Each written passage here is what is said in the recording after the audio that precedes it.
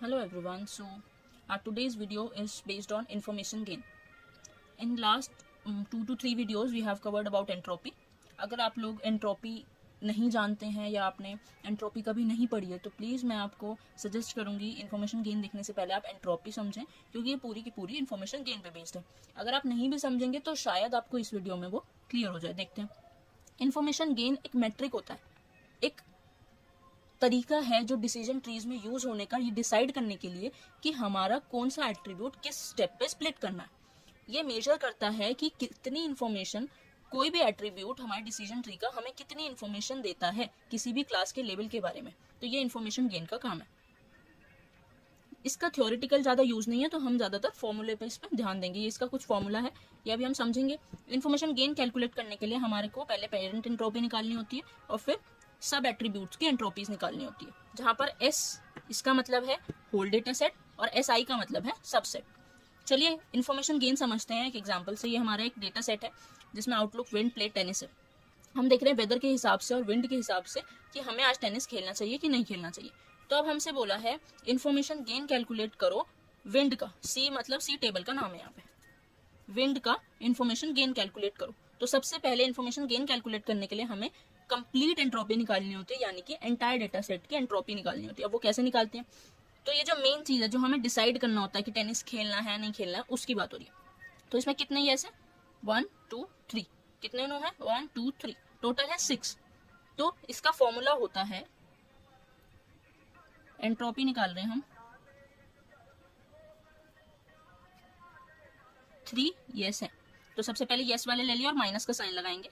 Minus 3/6 log 2 3/6 plus अब no कितने हैं? नो भी 3 थे तो 3/6 log 2 3/6. जब हम इसे कैलकुलेट करेंगे हमारा आंसर आएगा 1. अब हम एंट्रोपी निकालेंगे विंड की. अब विंड में भी हमारे पास वीक है, स्ट्रॉन्ग है, तो दोनों की एंट्रोपी निकालनी पड़ेगी, क्योंकि हमें विंड के रिस्पेक्ट में बताना था कि अगर विंड वीक है तो हमें खेलना चाहिए कि नहीं, स्ट्रॉन्ग है तो हमें खेलना चाहिए कि नहीं. तो इसलिए हम विंड की निकालेंगे. तो विंड की निकालने के लिए अब हम यहाँ पर एंट्रोपी ऑफ विंड वीक की बात कर रहे हैं. वीक का क्या मतलब है कि जब वीक थी तो टेनिस कितनी बार खेला गया और कितनी बार नहीं. तो एक बार नो, यस कितनी बार है? 2 बार, 3 में से.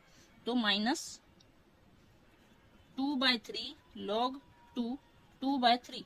और कितनी बार नहीं खेला गया? तो एक बार, वीक नो. तो 1/3 log 2 1/3. इसका आंसर आया हमारा 0.918. अब ऐसे ही स्ट्रॉन्ग की कैलकुलेट करेंगे. देख लेते हैं. Strong no, strong no, strong yes. 3 है टोटल, उसमें से एक यस है, 2 नो है. तो माइनस 1/3 log 2 1/3 प्लस 2/3 log 2 2/3. ऐसे ही हमारा कैलकुलेट करके आया, क्या आया है? 0.9234.